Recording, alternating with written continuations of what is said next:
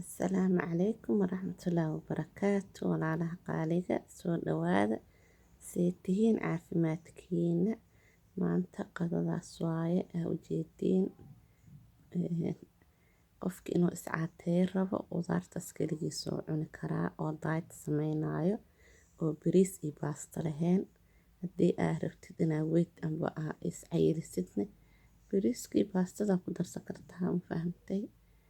Marka insha Allah waxaa idinla wadaagi doonaa sida doorada u sameeyay iyo qudaarta insha Allah.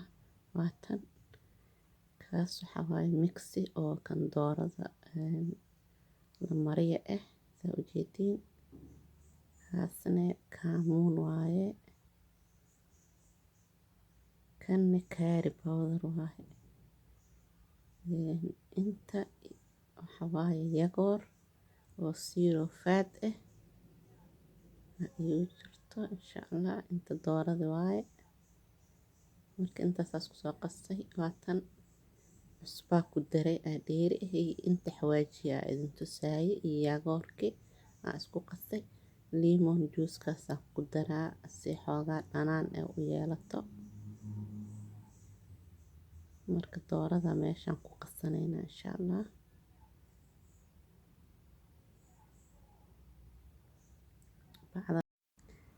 Bacdaas doorada ku xiranaynaa marka akhasno.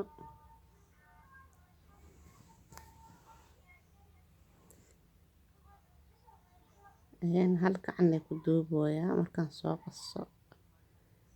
Isku soo noqonaynaa meeshaas wada gelgelinaa doorada dhan. Xawaajiyaashaas iyo qasnaay.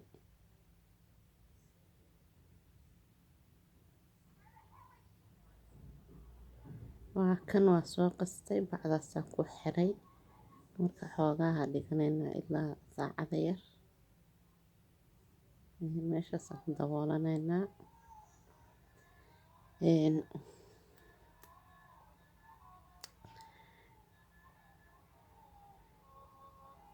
Qudaartan waa qudaarta sijilan oo baxaysan. Meeshaasna jibsiya igu dubmooyo.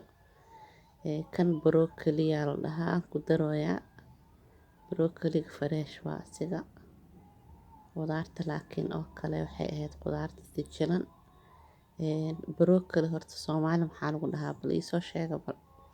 Ani maba aqaano wax Soomaali lagu dhaho. Marka qudaartan saliid la'aana karinaa. Meeshaas lee xoogaa yar ku daboola insha Allah. Ayada la isku huureyso wax saliid dhan ku daraayay. Wax kalena ku daraayay cusbadaas yar lee ku daray. Doorada weli meeshaas igu jirtaa. Saliid dooradan dubaynaa marka. Doorada waxaa marinaa bread crumbska iyo bread crumbska waxaa waaye rootiga qalalan iyo bur yar isku dari doonaa. Korka marinaa insha Allah. Waa kaas burkaas yarkan ku daraa si xoogaa saliida uga celiyo.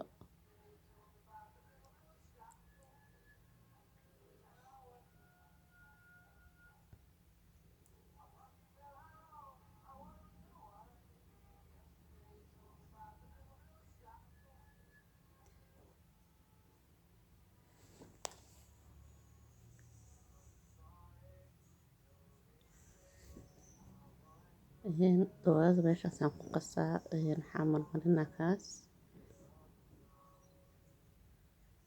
Markaan soo dhamma wada saliida aan soo wada geliyay insha Allah isku soo noqonaynaa.